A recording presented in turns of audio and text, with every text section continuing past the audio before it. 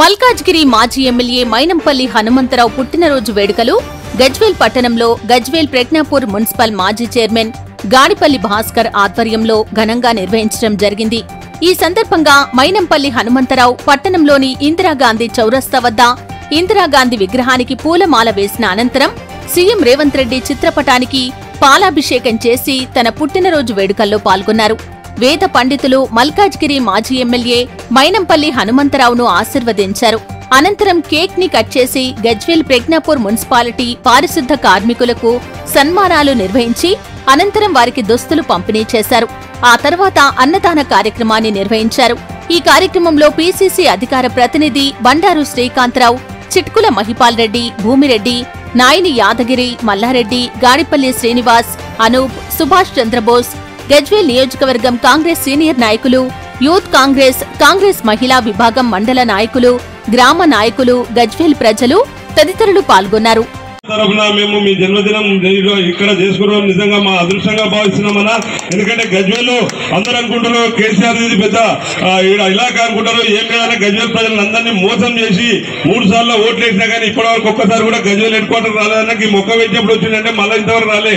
ఈ ఇంచుమించుగా ఎన్ని ఇల్లు కూలగొట్టామో, ఎన్ని బీద వాళ్ళకి డబుల్ బెడ్రూమ్ ఇల్లు లేవన్నా ఎవరు పట్టించుకుంటూ లేదు. ఇప్పుడు మీ ద్వారా కంపల్సరీ మాకు ఎందుకంటే అల్వాళ్ళనే ఉంటారు కాబట్టి మీ ద్వారా మేము ప్రభుత్వంలో అన్ని ప్రాబ్లమ్స్ కూడా ఈ రోజు మీ జన్మదిన సందర్భంగా మీకు సమస్యలు తెలపకుండా మేము గజ్వేల్లో ఇంకా చాలా డెవలప్ చేసేది ఉందన్నా మీ ద్వారా అన్ని చేసుకుంటాము. పత్రికా విలేకరులందరికీ కొద్దిగా అసౌకర్యంగా ఉంది, జర ప్లీజ్ మీరు ఏమనుకోకూడదు.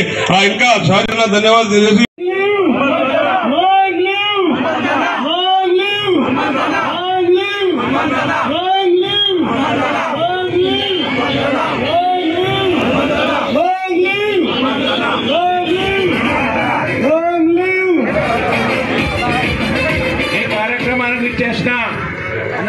సీనియర్ కాంగ్రెస్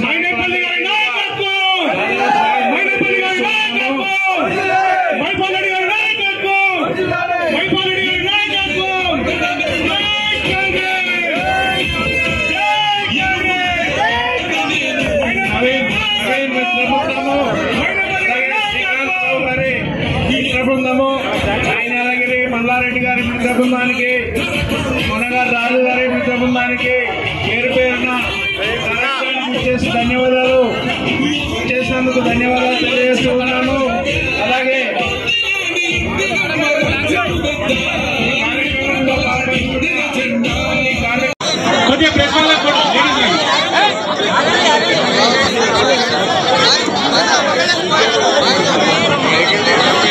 ఇంట్లో బాక్స్ రెడీ పెట్టుకొని